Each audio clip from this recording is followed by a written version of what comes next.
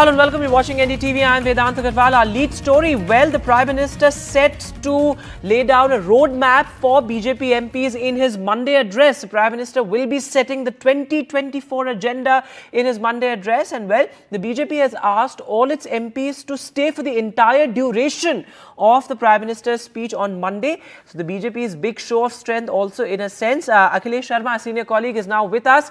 So Akhilesh ji, the Prime Minister to set the 2024 agenda, could this possibly be the Prime Minister's last speech this session?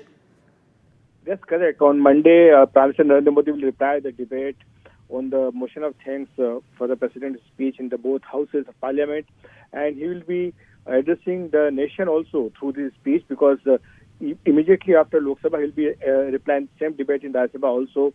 That's likely to happen at 2 p.m. on Tuesday. But all the BJP MPs in the Lok Sabha, they've been advised by the BJP to remain in the House for the entire day on Monday, so that they can attentively listen to what Prime Minister Narendra Modi has to say. And we have been told by the sources that the Prime Minister Narendra Modi will be mentioning about the achievements of his 10 years government, and he'll be laying a roadmap for the BJP MPs, and also mentioning the issues which they have to take to the masses once the session is over, because this is the last session of the current Lok Sabha, and immediately after this session, the entire country will come into the election mode after Election Commission announcing the dates for the upcoming Lok Sabha elections. So he will be basically mentioning not only about the achievements of the government, but also will attack the opposition parties, and the way INDIE alliance has broken, the way Nitish Kumar has defected from the alliance, all these points will be mentioned by the Prime Minister Narendra Modi, and these will be the talking points for the MPs to take them back to the people. And there's also another point, because on Friday when the discussion was going on in the Lok Sabha, not many MPs were present. So this is also a serious matter for the BJP. That's why it has asked all the Lok Sabha MPs to be present in the House when Prime Minister replies the debate. Akhilesh, thanks very much for joining us with that update. So, well, all eyes on the Prime Minister's address. It's certainly going to be an election speech, because he will set the agenda for 2024. And the other big headline, well, the man who scripted the rise of the BJP, the architect of the politics of cultural nationalism, Advani, will be conferred with the Bharat Ratna. And he reacted to the announcement as well. He said that, well, this is an honor for millions of BJP Karyakartas and millions of BJP workers. The Prime Minister announced this on his Twitter account, on his X account.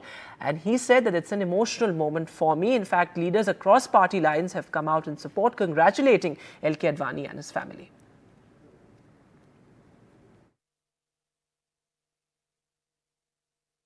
आज देश ने अपने एक महान सपूत पूर्व उप प्रधानमंत्री लाल कृष्ण आडवाणी जी को भारत रत्न देने का भी निर्णय लिया है। भारत के उप प्रधानमंत्री, गृह मंत्री एवं सूचना प्रसारण मंत्री के रूप में और दशकों तक एक निष्ठावान, जागरूक सांसद के रूप में आदरणीय आडवाणी जी ने देश की जो सेवा की है वो अप्रतिम है। आडवाणी जी का ये सम्मान इस बात का प्रतीक है कि राष्ट्र की सेवा में अपना जीवन खपाने वालों को राष्ट्र कभी भुलाता नहीं है। दुनिया के सबसे बड़े राजनीतिक दल भारतीय जनता पार्टी के संस्थापक सदस्य, कोटि कोटि कार्यकर्ताओं के प्रेरणा स्रोत, देश के पूर्व उप प्रधानमंत्री आदरणीय श्री लालकृष्ण आडवाणी जी को भारत रत्न से सम्मानित किए जाने का निर्णय अत्यंत अभिनंदनीय है। बहुत खुशी है मुझे भी, पूरे परिवार को, कि दादा को इतना बड़ा सम्मान, देश का सर्वोच्च सम्मान मिला है। दादा बहुत खुश हैं। मैंने जब दादा को बताया, मुझे पता लगा और मैंने दादा को बताया, तो वो बहुत ही खुश थे। और उन्होंने यही चीज बोली कि जीवन में उन्होंने अपना पूरा जीवन देश की सेवा में लगाया। इसके लिए वो बहुत खुशगुजार हैं और प्रधानमंत्री श्री नरेंद्र मोदी का धन्यवाद करते हैं और देश की जनता का जिनसे वो असीम प्रेम करते हैं उनका भी बहुत धन्यवाद करते हैं कि जीवन के इस पड़ाव पर उनको इतना बड़ा देश का सबसे सर्वोच्च सम्मान मिला। So well, the highest civilian honour for Lal Krishna Advani. But moving now to the other big political headline. Well, Mamata Banerjee has come down heavily on the BJP yet again in a 2-day dharna. And well, she is attacking the BJP over the pending dues issue. Remember, she led a huge protest here in the national capital as well. But there were interesting political undertones in her statement. She said that the TMC will go it alone and take on the BJP juggernaut all alone. And this also marked the comeback of her battle cry, Khela Hobe. Take a look.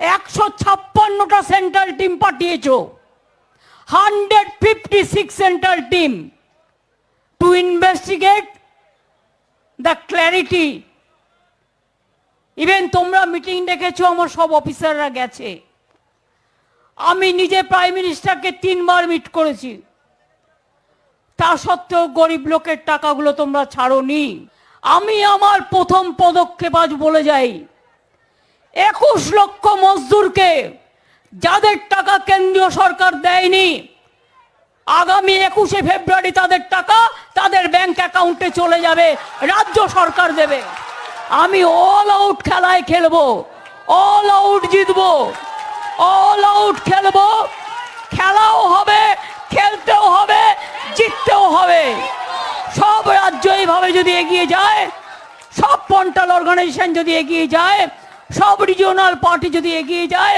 সব national party যদি এগিয়ে যায় আমি বিশ্বাস করি BJP যদি ভাবে আমি চিরকাল থাকবো চিরকাল কেউ থাকে না ওরা অনেক অত্যাচার করেছে আর না আর না আর না বিজেপি আর না বিজেপি আর না বিজেপি আর না মমতা চোর ক্যাগ রিপোর্টে প্রমাণিত হয়েছে 2 লক্ষ কোটি টাকা মমতা চুরি করেছে চোর মমতার ড্রামাবাজিতে কিচ্ছু হবে না ওখানে কেউ যাচ্ছে না মশা মাছি তাড়াচ্ছেন আর সকালবেলা মর্নিং ওয়াক করছেন পুলিশকে দিয়ে ওটা পুলিশের ধর্না হচ্ছে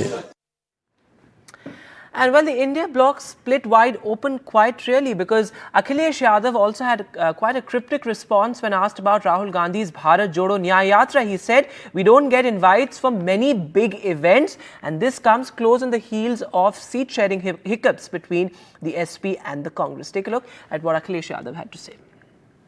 आप भारत जोड़ो यात्रा में शामिल होंगे? देखिए मुश्किल तो ये है कि कई बड़े आयोजन होते हैं बड़े कार्यक्रम होते हैं हम लोगों को निमंत्रण ही नहीं मिलता तो अपने आप क्या मांगे हम निमंत्रण मंदिर में तो निमंत्रण मिला था अपने आप मांगने से मिला जब आवाज उठाई हम लोगों ने कि बताओ हमारा घर गंगा जल से धोया तब सुनने में आया कि उन्होंने कहा निमंत्रण दे दो ठीक है नहीं Moving now to the other big story we've been tracking very closely on NDTV. Firing inside a police official's room in Ulhasnagar in Maharashtra. And well, it was a BJP MLA who shot at his ally, a Shinde Sena leader in Ulhasnagar. The leader is currently critically injured as we speak. The government in Maharashtra has ordered a high-level probe. In fact, Devendra Fadnavis said that the law is the same despite political or regardless of political affiliations. The Uddhav Sena has attacked the government, saying that it's a complete breakdown of the law and order situation. 5 shots fired point blank inside an inspector's chamber. BJP leader Ganpat Gaikwad's shocking attack has left his ally Mahesh Gaikwad, Shinde Sena's Ulhasnagar chief, critically injured. It started as an altercation over an alleged land dispute and ended with the Sena leader in a pool of blood after the BJP MLA shot at him and his supporters multiple times over. The police say the two sides had come to the hillside police station to discuss the case. However, an unrepentant Ganpat Gaikwad, arrested by the police for attempt to murder, says he fired in self-defense. आत्मरक्षा में firing नहीं हुई है कोई provocation नहीं है कोई वहाँ गाली गलौज नहीं है कुछ भी नहीं है वो एकदम उधर देख रहे थे और उनके ऊपर इन्होंने सीधा गोली चलाई है Chief Minister Eknath Shinde visited his injured city chief, currently on ventilator. His deputy said the government has ordered a high-level inquiry into the incident. कोण कुठल्या पक्षाचा आहे याचा विचार न करता त्या ठिकाणी कायदेशीरच कारवाई केली जाईल. खाली पडलं अशी कुठली घटना घडली की पोलीस स्टेशनमध्ये गोळीबार झाला याचंही सत्य आपल्याला त्या ठिकाणी काढावं लागेल. म्हणून मी या संदर्भात वरिष्ठ स्तरावरून चौकशीचे आदेश डीजींना दिलेले आहेत आणि या संदर्भात अत्यंत कडक कारवाई ही केली जाईल. The opposition was quick to corner the BJP Shinde government on what they called a breakdown of law and order in the state. ये दोनों इंजन फेल हो रहे हैं. हमारा राज्य किस दिशा में बढ़ रहा है? क्या ये जंगल राज समान नहीं है? विधायक और विधायक से लड़ाई करने वाला पूर्व नगर सेवक दोनों की पार्टी सत्ता में बैठी है.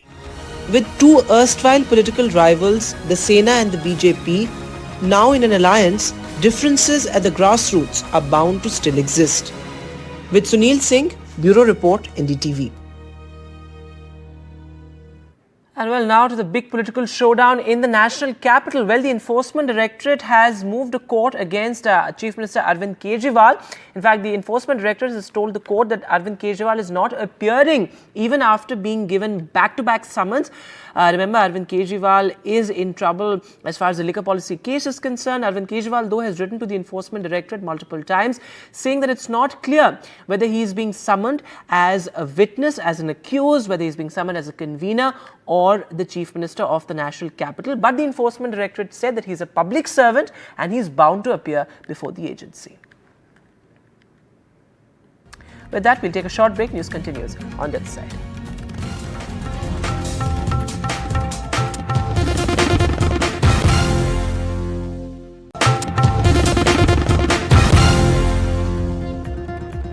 Welcome back. Our special report now. Around 15 people, including 2 officials of the Social Welfare Department, were arrested trying to embezzle funds earmarked for couples under the UP government's community wedding scheme. Well, the video of brides garlanding themselves blew whistle on the alleged scam to embezzle money allocated to the couples who get married under this particular scheme. Take a look. This video, where brides can be seen garlanding themselves, has led to the arrest of 15 people, including 2 government officials, after it was found that they were to embezzle funds marked for brides in a UP government mass wedding scheme. The community wedding held on the 25th of January in the Manyar Nagar Panchayat of the Balia district saw 568 couples getting married. But later it was found that many of these so-called couples were fake and their weddings were on paper only. In fact, even this 19-year-old who had gone to attend another wedding there was allegedly offered money to pretend to be a groom. देखने के लिए गए थे. कहाँ? क्या देखने? शादी होता है. हाँ. फिर क्या हुआ वहाँ? वहाँ पे 2-3 लोग हमको बलिया ही बैठा दिया तो मैं बैठ गया. क्या कहे लो आपको? बोले थे कि 2-3 हजार रुपया देंगे बढ़ जाओ. मालूम नहीं. तो पैसा मिला आपको जो नहीं मिला. कितने ऐसे लोग थे वहाँ जो जबरदस्ती बैठाया जा रहा था? तो बहुत लोग थे. Another video shows some of the alleged grooms hiding their faces. कुछ और लड़कियां थी जिसके पति नहीं थे और जो यदि किसी के पति भी थे तो वो अपने वरमाला अपने सर अपने गले में डाल लिए. हमको सुनने में आया कि 500 से लेकर के 2000 रुपये लड़कियां और लड़के खरीद करके ला करके उनको बैठाया गया. BJP MLA Ketki Singh was the chief guest at the community wedding. देखिए, मैं बताना चाहूंगी कि जो सामूहिक विवाह है ये माननीय मुख्यमंत्री जी की बहुत महत्वाकांक्षी योजना है. मुझे खुद 2 दिन पहले लोगों ने सूचना दी तो मुझे एहसास हुआ था कि इतने आनंद फानन में ये क्यों कर रहे हैं, परंतु अब जब आपके माध्यम से मुझे पता चला है तो इसकी मैं जांच पूरे नीचे स्तर तक करा रही हूँ. Under the UP government scheme, couples are married at such events where 35,000 rupees is deposited in the bride's bank account and gifts worth another 16,000 rupees are given to the couple. So what was the scam?